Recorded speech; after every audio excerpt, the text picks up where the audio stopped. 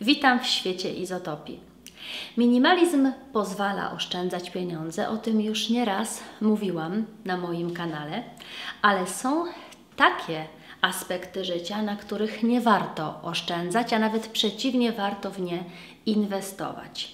Kupując mniej przedmiotów, zyskasz większy budżet na to, co w życiu ważne, co w życiu naprawdę ma wartość. A o co konkretnie mi chodzi? O tym opowiem w dzisiejszym odcinku i nawet opowiem nie sama, bo zaprosiłam wspaniałą gościnię, która wystąpi w drugiej części tego odcinka i mam nadzieję, że otworzy Ci oczy na pewien bardzo ważny temat. No a teraz już zapraszam na odcinek, na czym nie warto oszczędzać.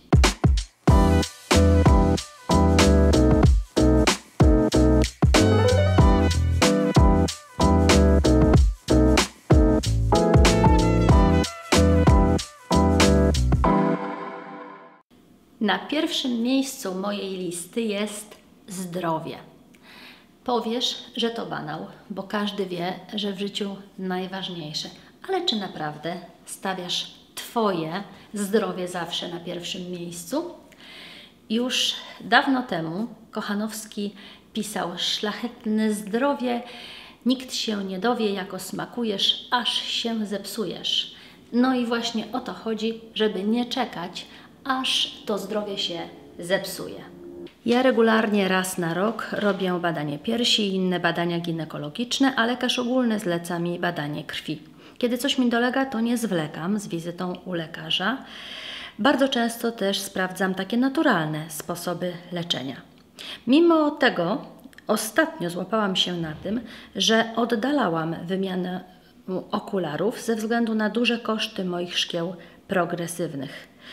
Poszłam jednak po rozum do głowy i teraz, kiedy kręcę ten odcinek, mam już wizytę u okulisty za sobą i właśnie wybieram się do optyka po nową parę okularów. Na drugim miejscu mojej listy znajduje się nauka nowych umiejętności oraz doskonalenie obecnych. Kiedy ostatnio zainwestowałaś w ten sposób w siebie? Kiedy w 2015 roku zwolniono mnie z pracy, nie miałam pojęcia, ile czasu zajmie mi znalezienie nowej w obcym kraju, w którym nie znałam dobrze wszystkich języków. W Belgii trzeba znać aż 3, żeby myśleć o dobrej pracy. Pieniądze, które otrzymałam z odprawy, postanowiłam zainwestować w kursy i to się bardzo opłaciło.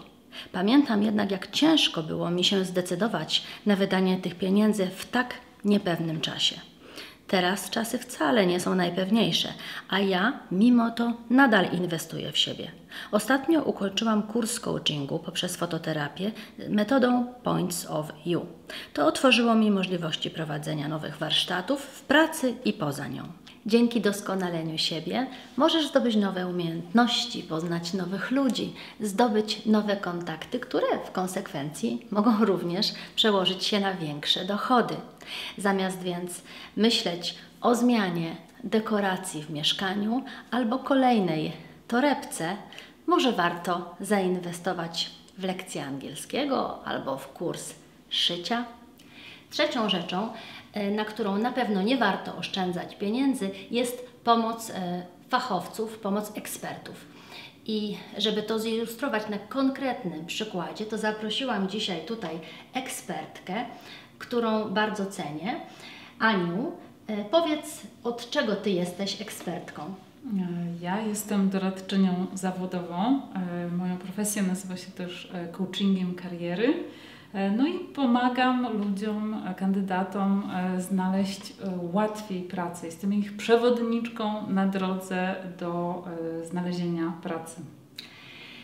Ja tutaj będę trochę grała adwokata diabła, bo powiem tak, no mój Boże, co to za filozofia? Trzeba sobie napisać CV, można wzory ściągnąć z internetu, jest ich dzisiaj dużo, potem wyszukiwać ogłoszenia w internecie i wysyłać aplikacje, no i czekać, aż przyjdzie zaproszenie na rozmowę. No to generalnie proces prosty, każdy to potrafi zrobić. Można, natomiast gdyby to było takie proste, to klienci nie trafialiby do mnie po poradę, Wiele osób nieskutecznie szuka pracy, w tym procesie się frustruje i zniechęca.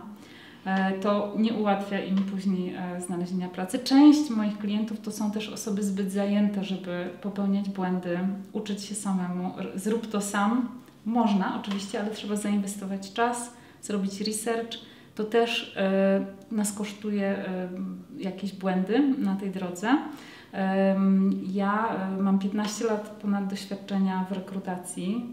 Przeprowadziłam ponad 1000 interwiu, doradzałam wielu kandydatom i ja po prostu jestem w stanie dobrać komuś strategię, doradzić, diagnozując jakiego typu trudności ta osoba ma i jak łatwiej może sobie poradzić z szukaniem pracy, jak podejść do tego strategicznie. No bo osoba, która przychodzi na konsultację, dzięki temu może zaoszczędzić czas, to już mówiłam, może przygotować sobie strategię i przećwiczyć różne scenariusze ze mną, może rozwiać wątpliwości, zadać pytania, dowiedzieć się, co wypada, co nie.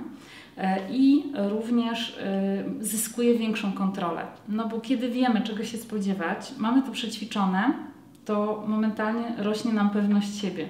Możemy się stać paniami sytuacji i to pomaga. Tak, czyli chcesz powiedzieć, że korzystanie tutaj z porady eksperta nie tyle pozwoli nam zaoszczędzić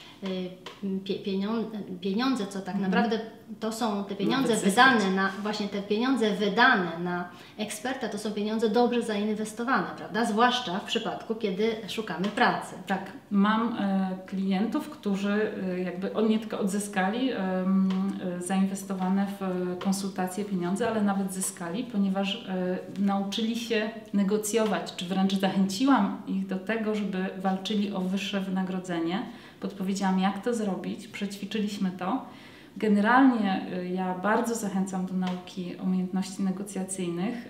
Mało kto ma na to czas, a tak naprawdę każda godzina poświęcona na zdobycie czy poszerzenie swoich umiejętności negocjacyjnych się może zwrócić i to wielokrotnie. No bo tu jest bardzo proste przełożenie z wiedzy i umiejętności na zarobki w kolejnych pracach. Tak, na pewno. Aniu, no ale powiedz mi jeszcze, bo rozmawiałyśmy wcześniej, jak to jest właśnie ze stresem? Jak pomoc eksperta z mojego doświadczenia też pozwala nam uniknąć wielu kłopotów, zmartwień i niepotrzebnego stresu. Zdecydowanie. Wiele osób, w zasadzie duża część moich klientów trafia z powodu niewystarczającej pewności siebie, a druga z powodu stresu. To są takie główne grupy. Ten stres nam zdecydowanie nie pomaga i takie osoby potrzebują sobie tą sytuację przećwiczyć. Robimy powtórzenia, opracowujemy scenariusze, ćwiczymy. Dzięki temu ten stres jest mniejszy, a jak nie jesteś zestresowana, to wypadasz bardziej przekonująco. Także to się opłaca. No dobrze, Aniu, to powiedz jeszcze na koniec, jak można się z Tobą skontaktować? Bardzo łatwo przez Facebook. Mam tam profil Ania Kozik przez Y, ale również na dole pewnie u Ciebie zostawimy mój adres e-mailowy. Jestem dostępna zdalnie z całego świata i udzielam konsultacji i w języku polskim, i w języku angielskim, także również takie international interviews można ze mną sobie przećwiczyć. Bardzo Ci dziękuję, Aniu, za wszystkie Twoje cenne rady i za wizytę w moim kanale. To była przyjemność. Mam nadzieję, że pomysł dzisiejszego odcinka i zaproszenia Ani przypadł Ci do gustu. Jeśli tak, to poproszę o zostawienie lajka i napisanie w komentarzach, co dla Ciebie jest ważne, co znalazłoby się na takiej Twojej liście nie oszczędzania, a inwestowania. Oczywiście link do strony Facebooka Ani będzie w opisie pod filmem i wszystkich, którzy są zainteresowani informacjami na temat kariery, rozwoju zawodowego, odsyłam do strony Ani, bo ona tam naprawdę zamieszcza bardzo ciekawe posty. Pamiętaj, że minimalizm to nie wydawanie na przedmioty po to, żeby mieć na to, co w życiu naprawdę ważne. Dziękuję za uwagę, pozdrawiam i do zobaczenia za 2 tygodnie.